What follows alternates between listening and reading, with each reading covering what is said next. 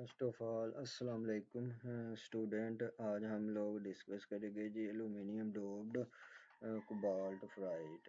क्या है जी aluminium doped cobalt fried, जिसका फार्मूला हमारे पास था COAlX Fe2-XO4। ये हमारे पास मॉडिफाइड फॉर्म है किसकी, कोबाल्ट फ्राइड की, COFe2O4, जिसमें हमारे पास क्या होता है Fe3+ आइंस जो फ्राइड स्ट्रक्चर के अंदर होते हैं उसकी जगह ले लेते हैं Al3+ आइंस। Fe3+ आइन की जगह ले लेते हैं क्या होते हैं, सब्स्टिट्यूटेड हो जाते हैं बाय Al3+ आइंस। जिस डोपिंग टाइपिकली ये जो डोपिंग प्रोसेस होता है ये क्या करता है, आल्टर चेंज कर देता है द स्ट्रक्चरल प्रॉपर्टीज की, स्ट्रक्चर की properties, magnetic properties, electrical properties of cobalt fried. Magnetic, electrical and structural properties जो होती हैं वो चेंज हो जाती हैं, जिसकी वजह से ये डिफरेंट एप्लीकेशन में एप्लीकेबल होता है, सच एज मैग्नेटिक मटेरियल के अंदर, स्पिनट्रॉनिक्स के अंदर, सेंसर के अंदर इसका फिर एप्लीकेशन मीन इस्तेमाल होता है यूज।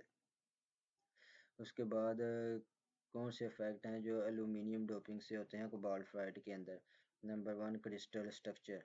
जो इसकी क्रिस्टल स्ट्रक्चर होती हैं aluminium doping typically maintain the inverse spinner structure.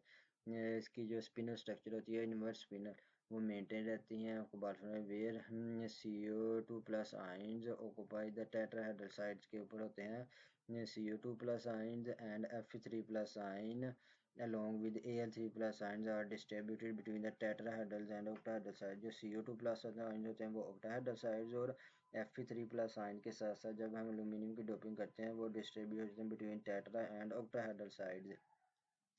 जब हम इंक्रीजिंग एल्यूमिनियम कंटेंट मीन इसकी कंसनट्रेशन ज़्यादा करते हैं तो इससे क्या होता है, यूनिट सेल का वॉल्यूम डिक्रीज हो जाता है। वॉल्यूम क्यों डिक्रीज हो जाता है, क्योंकि जो हमारे पास एल्यूमिनियम होते हैं इसका रेडियस कम होता है as compare to Fe3+ ions के लिहाज से। इसका होता है 0.535 एम्बस्टोन, और जो हमारे पास Fe3+ आयंस होते हैं इसका होता है 0.645 एबस्ट्रॉन या ज़रब 10 की पावर -10। इसका रेडियस इतना होता है, ये ज़्यादा होता है लेकिन एलुमिनियम का कम होता है, तो लिहाजा इससे क्या होता है, जब रेडियस कम होता है तो यूनिट सेल वॉल्यूम भी कम होता है, और उससे क्या होता है लेटिस कंट्रैक्शन होता है। कंट्रैक्शन मीन्स कम हो जाता है लेटिस कांस्टेंट, एटम के दरमियान जो सेपरेशन होती है वो कम हो जाती हैं।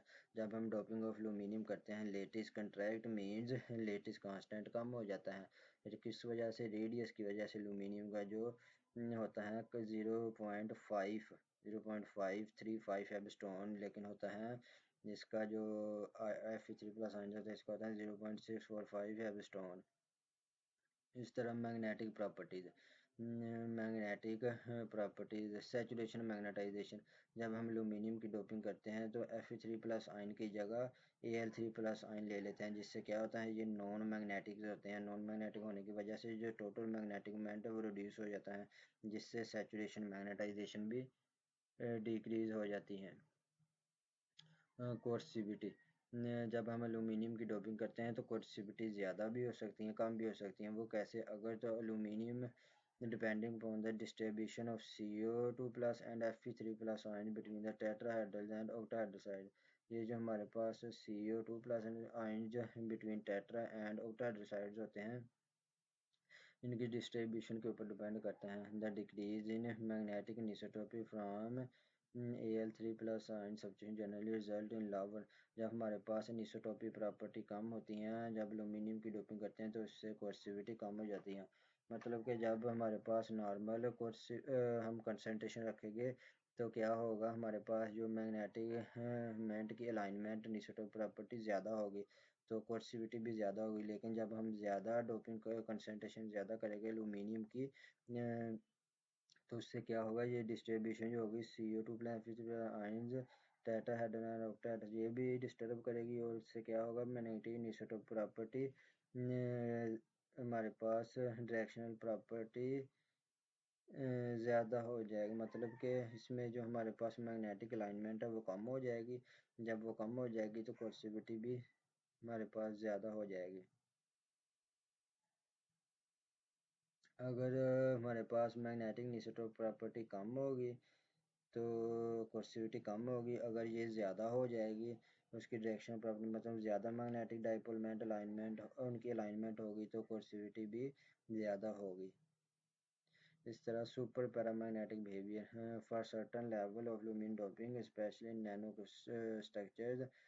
सुपर ये हमारे पास सर्टन लेवल होते हैं डोपिंग के जहाँ पे ये सुपर पैरामैग्नेटिक बिहेवियर भी शो करता है due to reduction in particle size, जिससे पार्टिकल साइज कम और मैग्नेटिक इंटरेक्शन की वजह से सुपर पैरामैग्नेटिक बिहेवियर भी शो करता है। इलेक्ट्रिकल कंडक्टिविटी जब हम एल्यूमिनियम की डोपिंग करते हैं तो ये क्या करते हैं सब्स्टिट्यूशन हो जाते हैं Fe3+ आयंस की जगह। तो इससे क्या होता है हमारे पास जो इलेक्ट्रॉन होपिंग होती हैं between Fe3+ and Fe2+ ions वो क्या हो जाती हैं कम हो जाती हैं या अफेक्ट होता है चेंजिंग होती है। तो इससे क्या होता है इलेक्ट्रिकल कंडक्टिविटी कम हो जाती है।